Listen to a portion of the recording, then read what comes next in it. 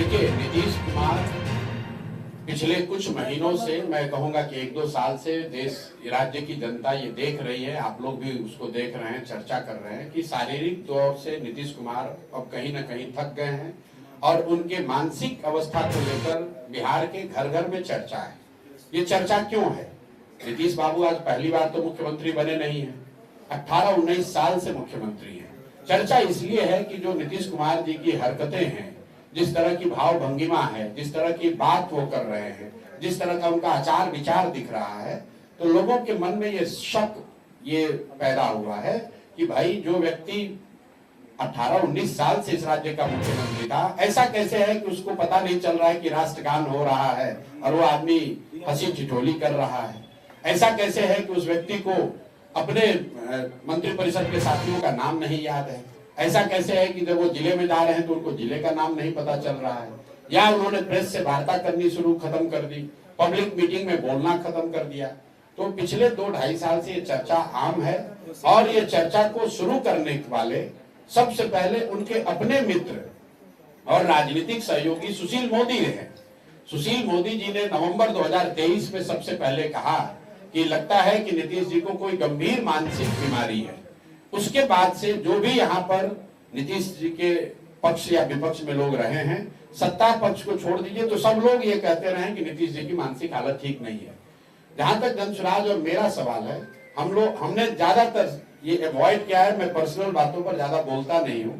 मैंने पहली बार जनवरी 2025 में नीतीश जी के स्वास्थ्य को लेकर टिप्पणी की, वो इसलिए की कि बीपीएससी एग्जाम को में जो धांधली हुई उसको लेकर जब मैं धरने पर बैठा था तो सरकार से जो हम लोग की बातचीत चल रही थी उसमें मुझे पहली बार इस बात का एहसास हुआ कि नीतीश जी की मानसिक हालत अब ऐसी हो गई है कि उनको पता ही नहीं चल रहा है कि राज्य में कौन सी घटना घट रही है। तो मेरा ऐसा सुझाव था नीतीश जी को कि जब इतनी बात हो रही है, बिहार में एक आपको चपरासी भी बनना है, सिपाही भी बनना है, तो आपका मेडिकल जांच होता है।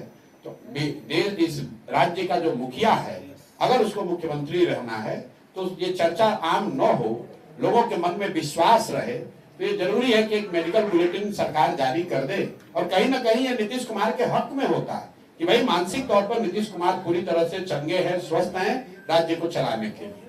लेकिन स्वाभाविक है नीतीश जी तो बात मानेंगे नहीं, लेकिन उनके नहीं मानने से बात छुपेगी नहीं, क्योंकि आप तो पब्लिक पर्सनालिटी हैं। आज चीफ मिनिस्टर हैं तो सरकारी तंत्र उनको छुपा कर बैठा हुआ, उनको घेरे हुए। लेकिन कल जब आप चुनाव में आएंगे, रैलियों में बोलेंगे, लोगों के बीच खड़ा होकर जवाब देना पड़ेगा, तब तो लोगों को दिखेगा ही, क्योंकि सच्चाई तो छुप नहीं सकती है। आज नीतीश कुमार की हालत ये है कि वो खड़े होकर कैमरे पर अपने साथी मंत्री परिषद के लोगों का नाम नहीं बता सकते हैं, तो कैसे वो उस व्यक्ति से हम लोग अपेक्षा रखेंगे कि वो राज्य की समस्याओं को सुलझा सकता है या बिहार की चिंता कर सकता है। देखिए, जहां तक भारत रत्न देने और न देने की बात है, समाज में, देश के अलग अलग राज्यों में लोग अपने आइडियल्स के लिए जिसको भी वो नेता प्रणेता मानते हैं, लोगों की ऐसी मांग समय समय पर उठती रही है। आपने देखा है सत्ता में जो लोग रहते हैं उनको जो पसंद है, उनके विचारधारा से जो ज्यादा अलाइंड है, या जिनको उनको लगता है कि जिनको भारत रत्न या इस तरह के उपाधि और सम्मान देने से, वोटी लगाने से हमको वोट मिलेगा, लोग ये काम करते हैं। और ये परिपाटी कोई आज भाजपा ने शुरू नहीं की है, कांग्रेस के जमाने में भी ऐसा होता रहा है। और कई बड़े महापुरुष जिनको भारत रत्न मिलना चाहिए था वो नहीं मिला, और कांग्रेस के नेताओं को पहले मिला। आज भाजपा वाले भी वही कर रहे हैं। आपने देखा अभी 1 साल पहले इस राज्य के कई वर्गों के लोगों के सर्वमान्य नेता कर्पूरी जी को अब जाकर भारत रत्न मिला है। तो मुझे लगता है कि देश के स्तर पर इस तरह के सम्मान को देने की जो व्यवस्था है उसमें आमूलचूल परिवर्तन की जरूरत है, सुधार की जरूरत है, ताकि देश के हर उस व्यक्ति को जो सही में डिजर्व करता है, चाहे वो कृष्ण बाबू हो या और भी कई लोग हैं जिनके बारे में इतिहास या उस वर्ग से, उस राज्य से जुड़े हुए लोगों की ऐसी चाहत है कि उनको ये सम्मान मिले, लेकिन आज की व्यवस्था ने कहीं ना कहीं उनको भुला दिया है, उनको पीछे छोड़ दिया है। तो ये व्यवस्था सुधरनी चाहिए, ताकि सिर्फ श्री कृष्ण बाबू की बात नहीं है। श्री कृष्ण बाबू अगर आज होते तो श्री कृष्ण बाबू किसी भारत रत्न के मोहताज नहीं है। इस राज्य के एक एक लोग जो भी बिहार से प्यार करता है वो श्री कृष्ण बाबू को, उनके कालखंड को, उनके द्वारा किए हुए काम को याद करता है। वो भारत रत्न मिलने से श्री कृष्ण बाबू बड़े हो जाएंगे ऐसा मैं नहीं समझता हूँ। बिहार के लोगों के लिए श्री कृष्ण बाबू भारत रत्न पाने वाले नेताओं से भी बड़े व्यक्तित्व के नेता रहे हैं। अगर भारत रत्न देश में उनको मिलता है तो ये तो एक तरह से उनका ऋण वापस करने की बात है। जो उन्होंने किया है उसके तहत उनको मिलना ही चाहिए, उसमें कोई दो मत नहीं है। तो इसको पीपीपी मोड पर भी लाएंगे। और जो मेरा अनुभव था कि फार्मास्यूटिकल एक पूरी तरह पॉलिसी आना चाहिए, क्योंकि बिहार के लगभग 1,80,00,000 परिवार को आयुष्मान भारत से जोड़ने के बाद जिस तरह अनाज उनको मुफ्त देने का काम सरकार कर रही है, उसी तरह हम उनको दवाई भी उपलब्ध करा सके, इसके लिए फार्मास्यूटिकल पॉलिसी लाने का काम किया जाए।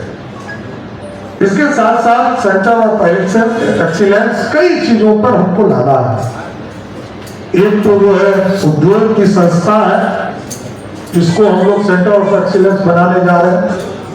गुड़ के ऊपर आजादी के पहले हम आत्मनिर्भर बिहार होते थे, तो उसमें मूलतः बिहार में गन्ना का उद्योग बहुत ज्यादा फला फूला था। वो पूरी तरह बंद होता गया और ये 90 से 2005 के बीच में ही बंद हो गया। और मैं इसलिए कहता हूं कि खटारा बिहार को नीतीश कुमार जी ने आगे बढ़ाने का काम किया कि मेडिकल कॉलेज एक 1925 में बना पीएमसीएच और 4 मेडिकल कॉलेज 1979 के पहले बना। 80 से कोई मेडिकल कॉलेज 2005 तक नहीं बना। कांग्रेस की सरकार और राष्ट्रीय जनता दल की सरकार में ना मेडिकल कॉलेज खोले गए, ना इंजीनियरिंग कॉलेज खोले गए और 2 सिर्फ पॉलिटेक्निक कॉलेज खुले, वो भी लालू जी के गांव में और कहीं नहीं खुला। लालू जी अपने ही इलाके में खोले, कहीं नहीं खोले।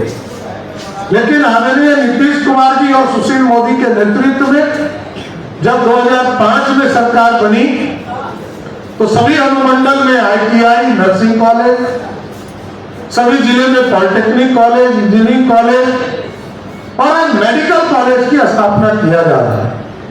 इसलिए साथियों मैं स्पष्ट तौर पर बताना चाहता हूं, एक खटारा बिहार को एक समृद्ध बिहार बनाने का काम नीतीश कुमार जी और एनडीए की सरकार ने किया है।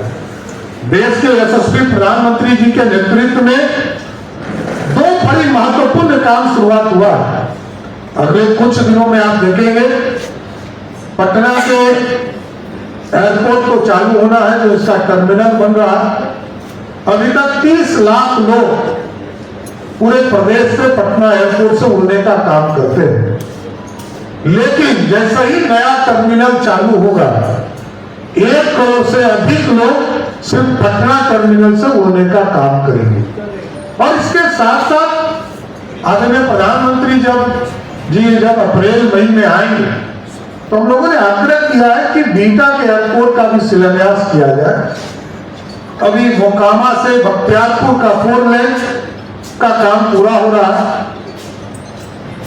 मोकामा में ब्रिज का काम पूरा हो रहा है। अभी प्रधानमंत्री जी ने भागलपुर में 3 बड़े काम हमें निर्देशित किया है।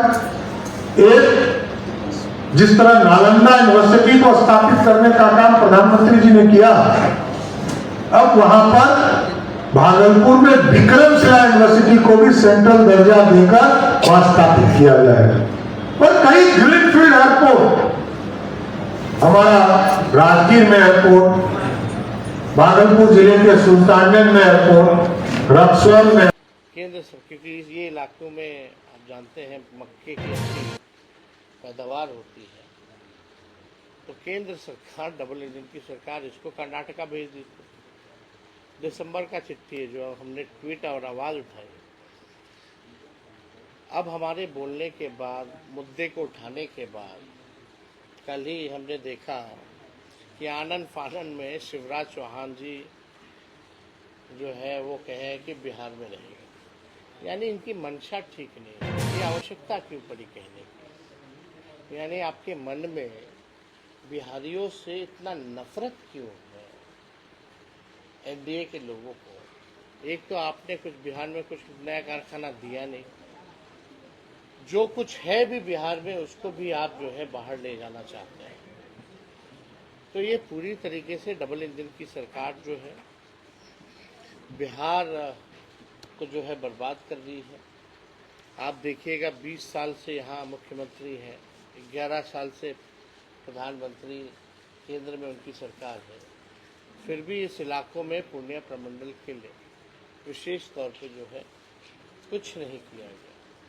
गरीबी, महंगाई, पलायन, बेरोजगारी, अच्छा शिक्षा व्यवस्था नहीं, चिकित्सा का व्यवस्था नहीं, लोग परेशान हैं। जिस तेजी के हिसाब से हमको लगता है कि अगर इन इलाकों में अगर हम विशेष तौर पर अगर ध्यान दें तो बिहार से काफ़ी हद तक जो है गरीबी मिटाई जा सकती है। अब तो हम लोगों के पास आंकड़ा है, जो अभी बिहार का जो बजट पेश हुआ है, जो जाति आधारित गणना कराया गया, वो केवल